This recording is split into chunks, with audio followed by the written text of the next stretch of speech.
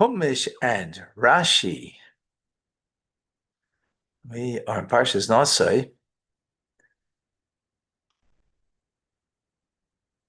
Continue with the fifth reading. Bamidbar, chapter 7, verse number 1.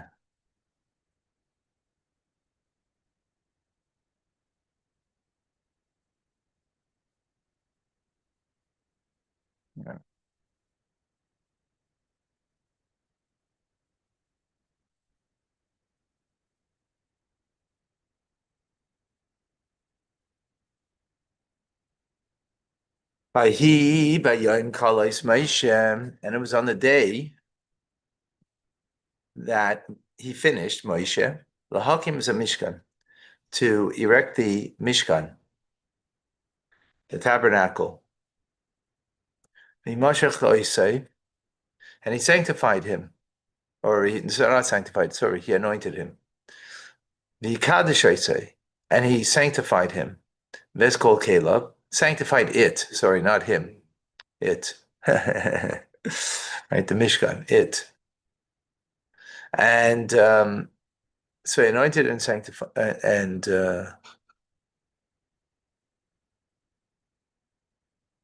Veskol Caleb and all of its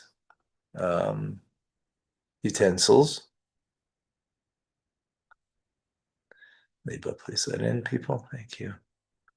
Es Mizbeach, the altar, Veskol Caleb, and all of its utensils, he anointed and he sanctified them. Okay. Let's see, Rashi in 1. It was on the day Moshe finished. Kalas Ksiv. The word is written as Kalas, which means the bride of. Kala is a bride. Kalas is the bride of. The tuf at the end is a suffix, which means of.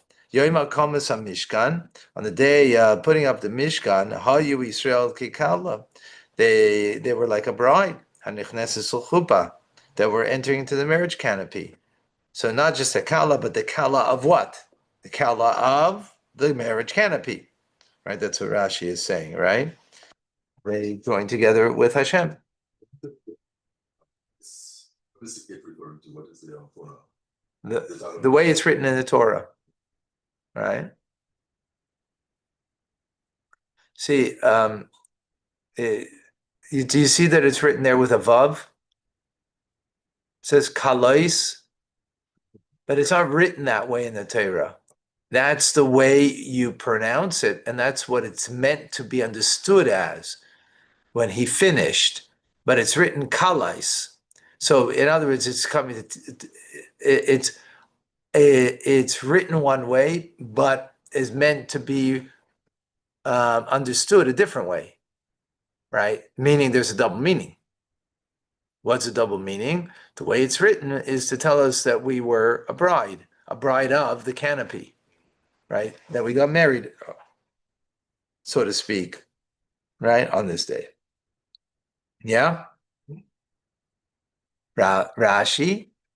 So Rashi says, continues, Kalis Moshe finished, right? That's the simple meaning of, right? Bitzal Aliyah, B'kol Chacham Lev, Bitzal and Aliyah, and all the wise-hearted people. Also, it's a Mishkan. They made the Mishkan, but yet the Torah attributes it to Moshe. Because he devoted himself towards it, right? Mesiras nefesh, self-sacrifice. Leader established called davar v'davar, to see the pattern in each and every item. Bahar, as was shown to him by God on the mountain. This is in order, he was shown everything in order to instruct them for the work that they needed to do, all the workers. And he didn't err with a single pattern. He was an amazing architect. Likewise, we find regarding David Melech, because he devoted himself al binyan beis hamikdash for the construction of the holy temple. As it says, Hashem David, remember Hashem on behalf of David, It's called Naso, all of his suffering. What does it mean, all of his suffering? Asher nishbal Hashem, that he swore towards God, meaning all of his suffering in to make a home for God. I guess all of his very difficult, painstaking efforts. That's why it's called in his name, as the Medrash says. In other words, it's attributed to him, even though who actually built it was his son, Shlomo Melech Solomon. As the verse says in Kings, in Malachim, see your house, David. So the same thing as over here, it's called by Moshe. On the day that Moshe finished to erect, it doesn't say on the day that he erected it, it says Lahakim.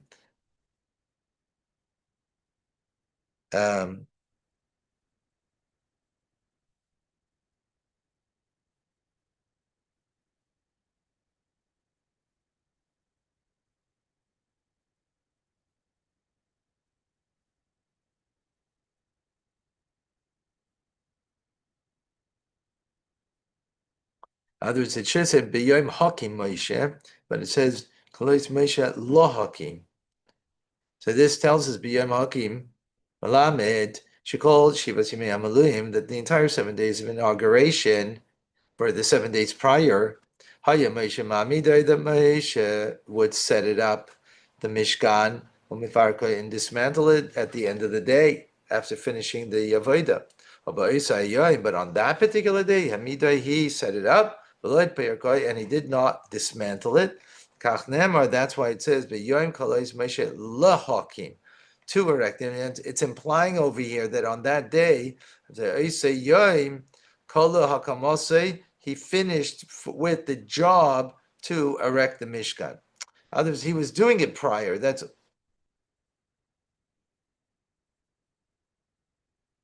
right, because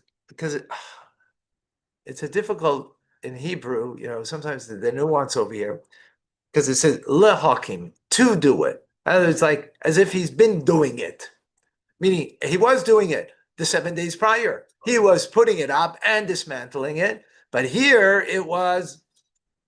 He's finished this now to do that. In other words, he's leaving it up. He's not dismantling it anymore. That's the nuance over here.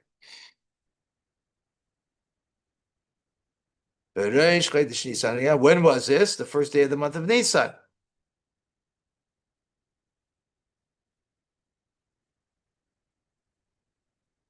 Okay. On the second, the red cow was burnt for Paraduma. On the third day, they sprinkled the first sprinkling. Gilchu, they shaved. What the heck? Why is Rashi saying that? What's that got to do with?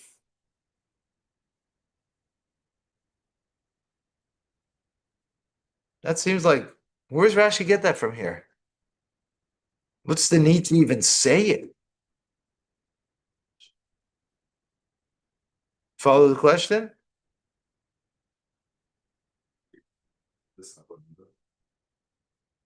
The day he had the first of Nisan that we're referring to, right? Moses finished erecting on the first of Nisan. Yeah, fine. Okay. So Finish. Okay, period. What do you have to go with the second day? Where we have to go on the second and third day? Where's that? Where is that coming out from this that you need to explain that?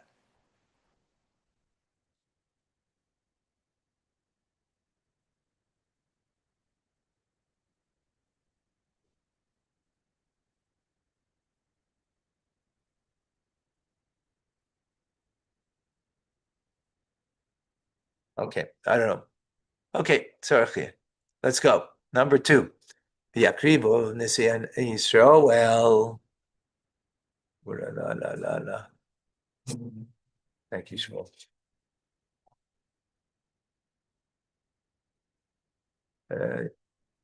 That's okay. We'll leave it this way. It's good. Okay, B'Yakriban Nisi Israel. Now we're going to go into all of the offerings of the princes of Israel. Reish Beit Abayisam, the heads of their father's home. Haim Nisiya Mates, they are the leaders, the princes of the tribes. Haim Imdim Ala Pekudim, and they're the ones who were present, if you remember, when they made the count of the Jewish people. Okay, number 2. Haim Nisiya Mates, these are princes of the tribes, Shahayu Shaitim Aleim B'Mitzrayim, that they were guards over the tribes in Egypt. Vayu Mukim Aleihem, and they were beaten on account of the tribes. Shenemar v'yukul shetim b'nei Yisrael. Well, and the guards of the children of Israel were beaten. Why does Rashi say this over here? Because it seems that the words "princes of the tribes" is superfluous. Because it's clear from other descriptions given in the verse that this is referring to the heads of the tribes. So it implies that these men who had been princes at some time earlier. That's what the Gur Aryeh says. Okay. Haim. Because it's a Haim Nesiya Hamates. They're the ones. What do you mean they're the ones? What's that? They're the ones. They're the ones that were in Egypt that were being beaten because they didn't beat the Jews, right? They got this privileged position as a result. Hey, they're the ones who stand over the counted. And they stood with the Moshe and Aaron and Kishimon as Israel when they counted the Israelites. And they will be with you. Okay, verse number 3. The Aviyu is Karbonam Lifnei Hashem, and they brought their offering before God. Sheish Eglois Tzav. They brought 6 covered wagons, Ushnei Asar Bokar, and 12 bulls. Bokar Egla al Shnei Hanaisim Mishar Echad Yakrivoisam Lifnei HaMishkan. So they brought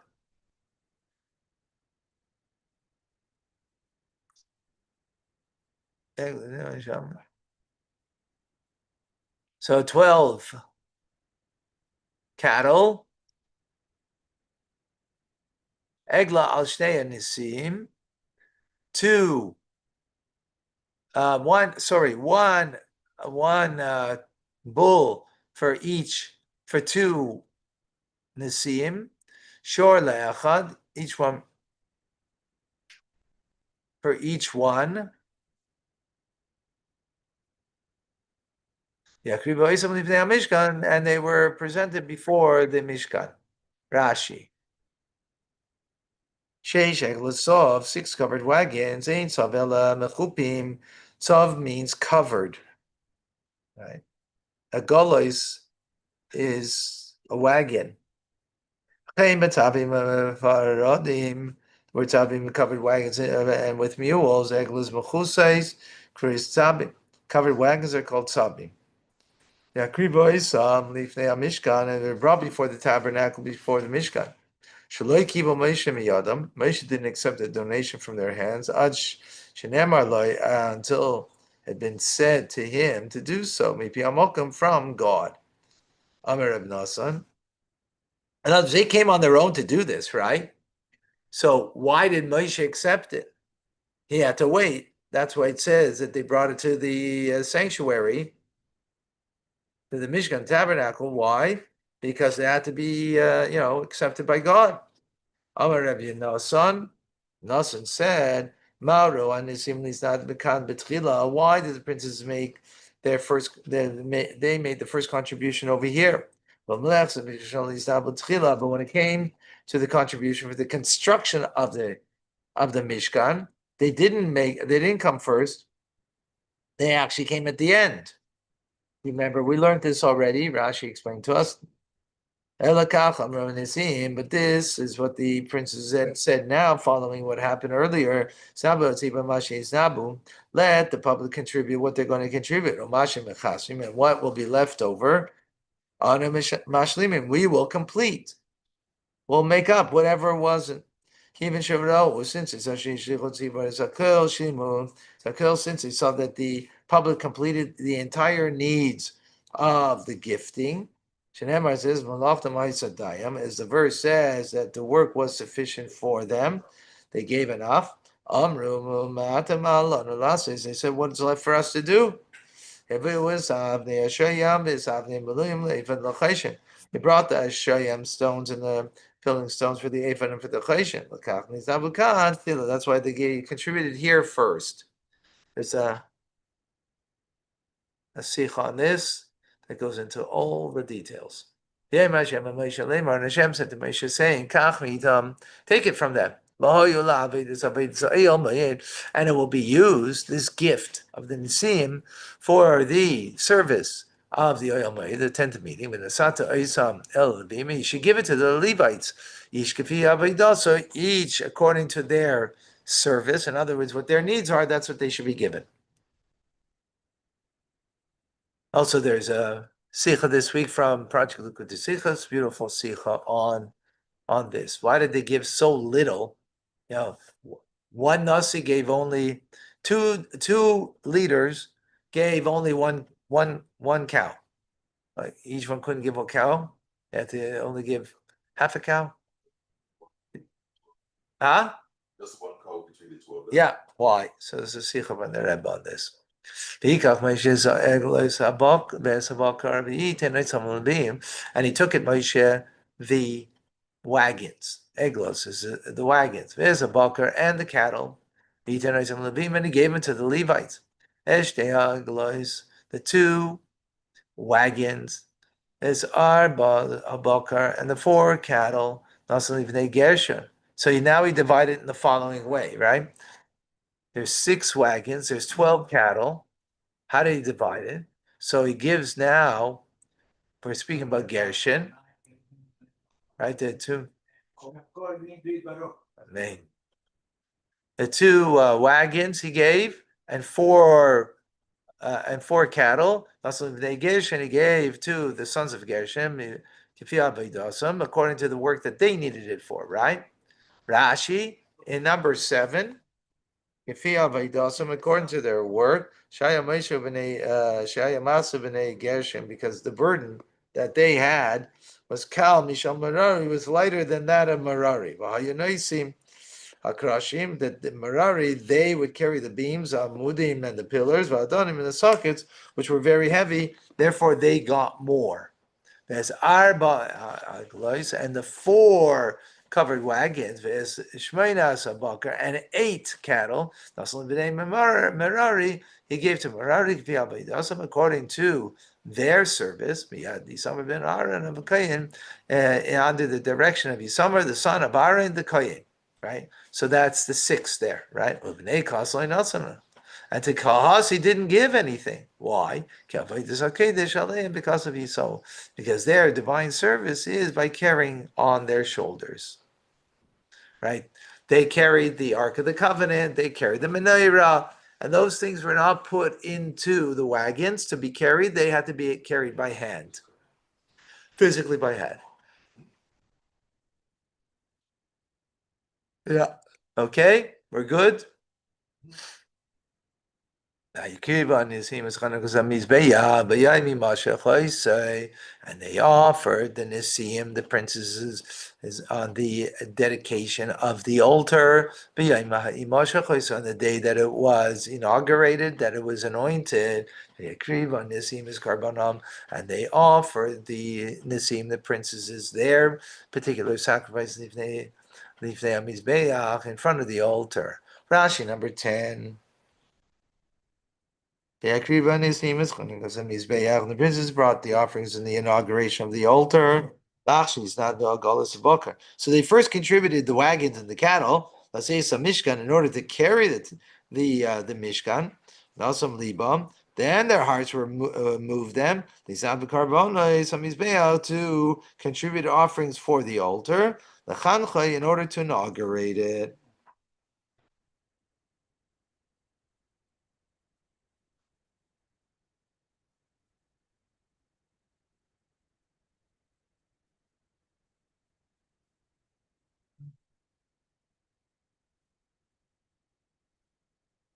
Right, because so first they brought the first offering, which was the covered wagons, the 6 covered wagons, and the 12 cattle. And now is coming another offering.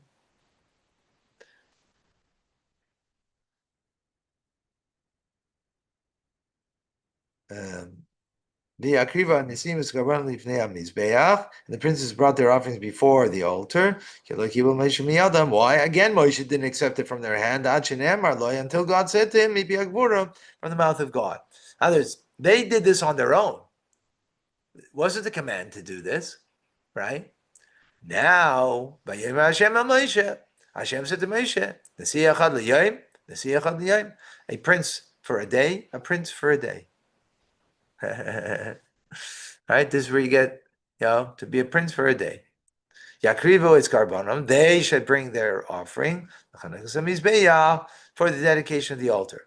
Right now, God is saying, is accepting their gift.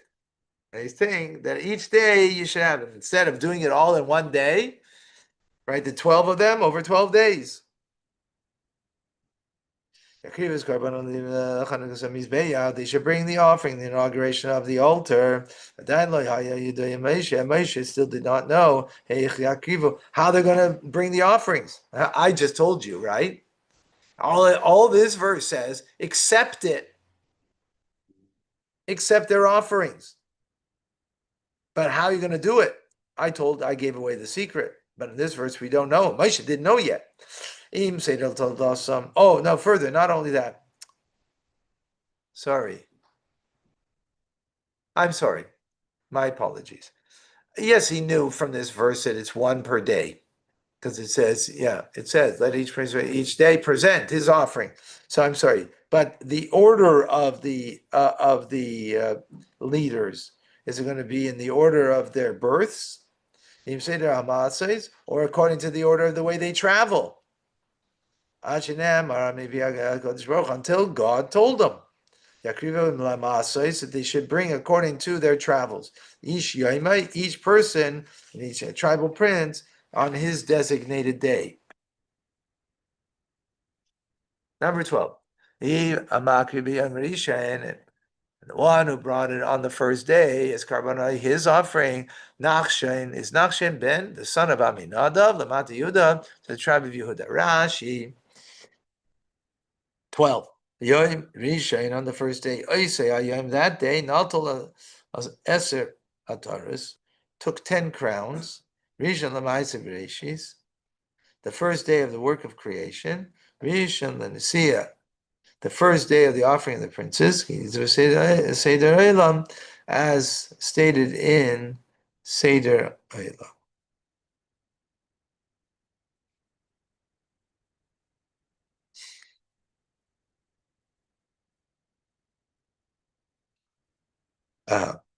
So where's Rashi get that there's 10 crowns over here? So they say that on the first day is unnecessary to say that the inaugural offering, because it was brought on the same day as as commanded. So then what is it saying here, the first of Nisan, that there are 10 crowns that were given on that day? It's the first day of creation, the first of Nisan. It's the first day of offerings that the princes are bringing to inaugurate the altar. It's the first day of the assumption of the priesthood, right? It's the first day that they're acting as Kohanim. It's the first day of regular altar service. It's the first day the fire descended from heaven. It's the first day the restriction of offering to be eaten on the grounds of the tabernacle only. It's the first day of prohibition against bringing offerings on altars located outside of the tabernacle. That's 7 already that I enumerated. 8th is the first day of the first month of the year.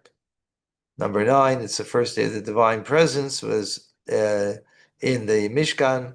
And the 10th thing, it's the first day Kohanim delivered the priestly blessings. Those are the 10 crowns that were on this day. Okay, Lamata Yehuda, Rashi doesn't say, but that's what it says in Seder Elam. The tribe of Yehuda, Yechsu Akosov, the verse stated his ancestry al Shiftay in terms of his tribe, Shegava Mishifta, and it doesn't mean that he took a collection from the tribe. He's coming from there. He grieved, and he brought an offering on their behalf, right? That's one way you can look at it. In other words, that he paid for it himself, Nachshon, for the offering. Or there's another way you can look at it. What does it mean to the tribe of Yehuda? That he collected the money from his tribe, that everybody got to have the merit to give towards this offering. And that's what he brought. But the verse says otherwise. This is the offering of Nachshon. What does it mean it's his? In verse 17, this is verse 12. But later on in verse 17, when we conclude his offering, it says this is his offering. In other words, he did not collect it from the people in the tribe. 13. The Karbanot Kares Kesef. So what's his offering? Is Kares Kesef is a silver bowl. Achas, one. Shleishim Ameya Mishkala, its weight is 130 shekel. Mizrak Echad, a silver basin. Right, Echad, one. Kesef Shivim shekel. It is 70 shekel of weight. Silver. The shekel HaKodesh, in the holy shekel.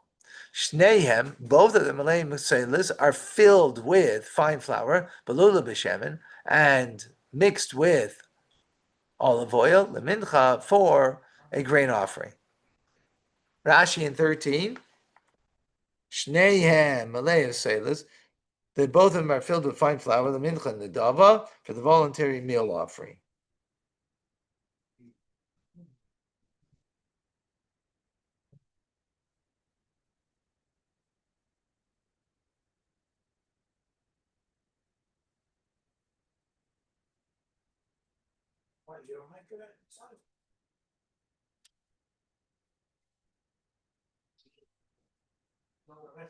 Okay. 14. Kafachas, and one spoon, a sarah, that is the weight of a sarah zahav, it's a gold spoon, weight of 10 shekel. Malaya Kater is filled with incense. Rashi, a sarah zahav, Gitargumai, this should be understood according to Onkelis's translation, which is Mishkal Eser Shikle HaKodesh Hayabo, that it was a weight of 10 silver holy shekels, right? Although it's from gold. Malaya Kateris, that it is filled with incense. We don't find an instance where an individual is bringing an offering. Remember, this is an individual offering, right? Even though he's bringing it on behalf of his whole tribe, but it's his own money that he paid for this, so it's an individual offering. On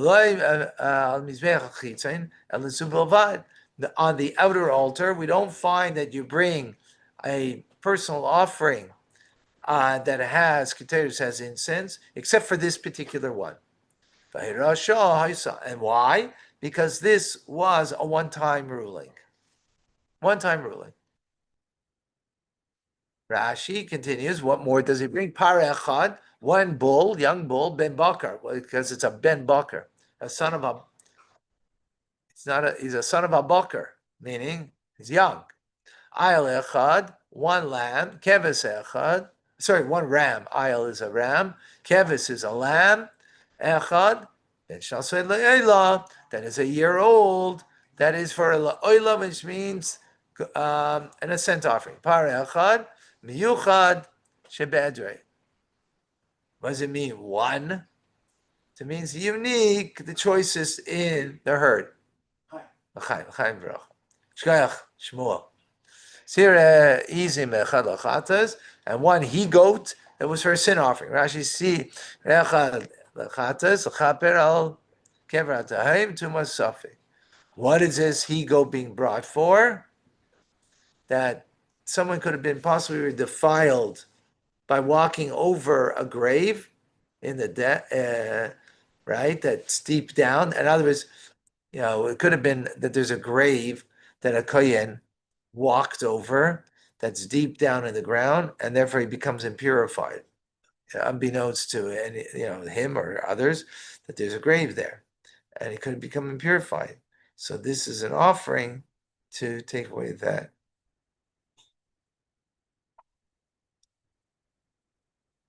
Yeah. Okay, 17. And for the peace offering, Boker Shnayim, 2 cattle, Elim, Chamisha, 5 rams, Atudim Chamisha, 5 he-goats, Kvasim B'nei Shana, 5 lambs that are 1 year old, Chamisha, 5 of them. Zekar Nakshan ben Aminad. This is the offering of Nakshan, the son of Aminad. Right? That's what Rashi said earlier. He was quoting from this verse that from here we see that it's his offering. He's bringing on behalf of the tribe of Yehuda, but he pays for it. He paid for it. And on the second day, Hikriv the son of Ben Tzuar, and the Yisachar, second day Nisanel, the son of Tzuar, the prince of Yisachar, he brought his offering. Rashi, now he's going to go in to explain the whole sikh on this also.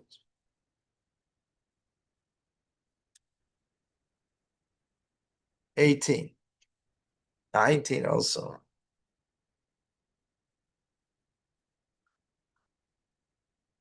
Okay. Matamad Laimar. Yeah. Why does the Torah say that he offered? Hikriv. Look at previously. Hamakri b'yom rishon, the one that brought on the first day. Here it doesn't say the one that brought on the first day. Here it says Hikriv, he brought. So it's different than the way we learned previously. Yeah, so why does it say offered? In reference to the tribe of Yisachar, which was not said in reference to any of the other tribes. Why? Because Reuven came, the Ira Abamar, and he objected and he said, it's enough that my brother Yehuda went before me, but I should be immediately after him. It's one thing that Yehuda came. Yisachar should go before me? No. Amar le Moshe, so Moshe responded to him, this is not my idea. This is God's idea. He's the one who said it.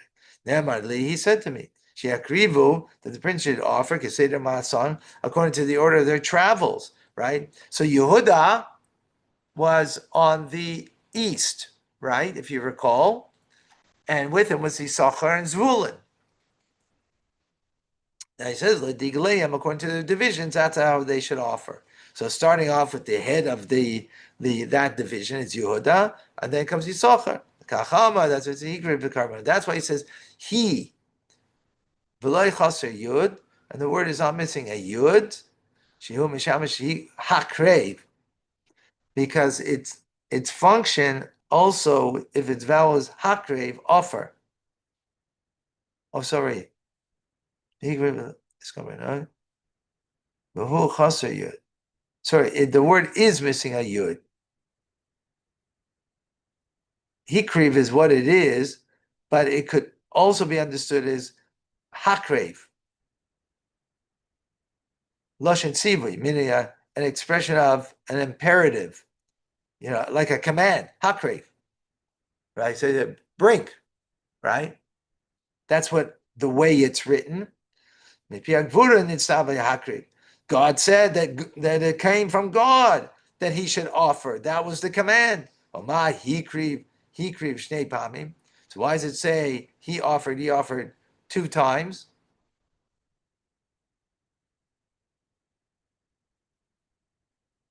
Right, because verse number 19 says also he creave.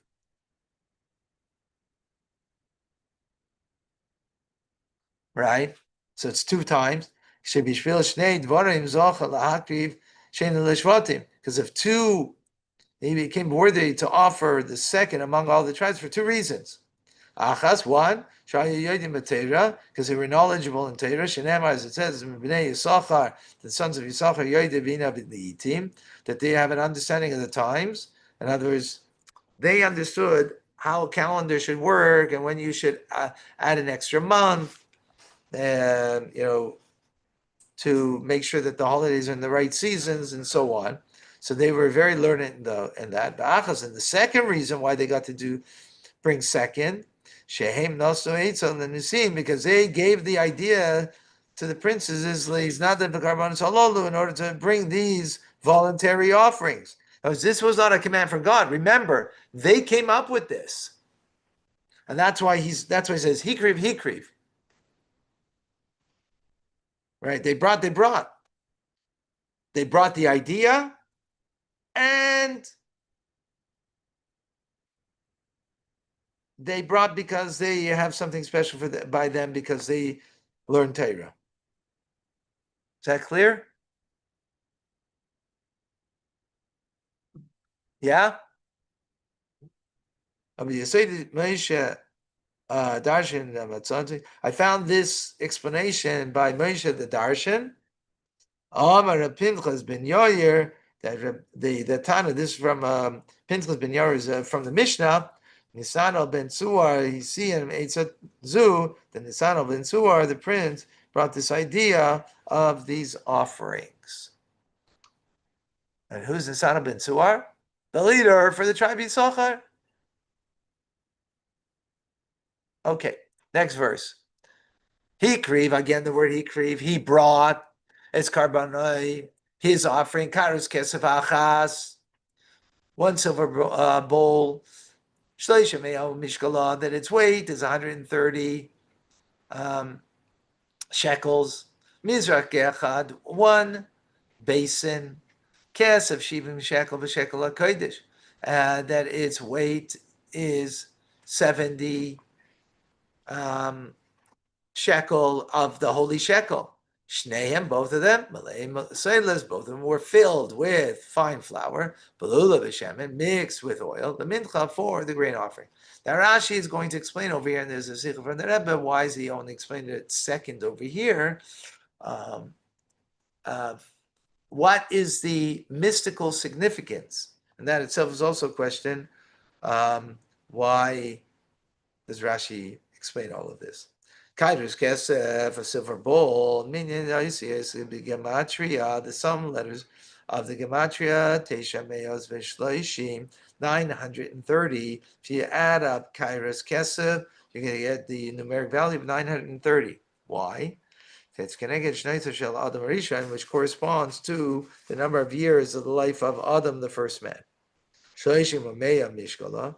Its weight is 130. What does that represent? Hashem Shem, he told us, because Adam established offspring, the Kiyam Oilam, to perpetuate the world. Then Meya B'Shleishim Shana Haya, it was 130 years old when Shenemar, as it says in the verse, V'hi Adam Shleishim Shana, that they lived 130 years, and he begot in his likeness. In other words, that's when he had children. Okay? So 930 is how long he lived, and 130 is when he gave birth. And that's alluded to in the this bowl, right? Mizrak Echad Kesav, now he continues, in the a basin of silver. That is got numeric value 520. Al Shem Noach, that's because of Noach. Shemi told us that he also established offspring ben Chamish Meos Shana when he was 500 years. Al Shem Esrim Shana, and because of 20 years, Shenigza Exerus Amabel, that the flood had been decreed, Kodim told us before the birth of his offspring. As I've explained, Eitzel on the verse, that his days were 120 years. That's why it says, a basin of silver, echad, one, preceding kesef, silver, nemar, mizrak kesef echad, one silver basin, with kesef preceding the echad, as it states with the bowl, kairos kesef achas, one silver bowl, the kesef preceding achas. This to tell us that the word echad is also part of the total gematria, even though seemingly it shouldn't be. Shivim shekels, 70 shekel, connected Shivim umayos. This corresponds to 70 nations. Shiatzim that emerged from Noach's descendants.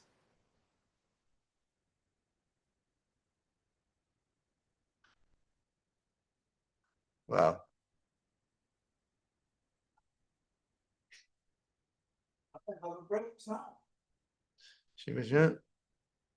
Okay.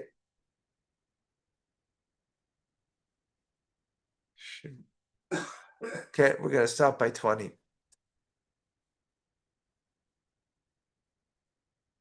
All right, folks.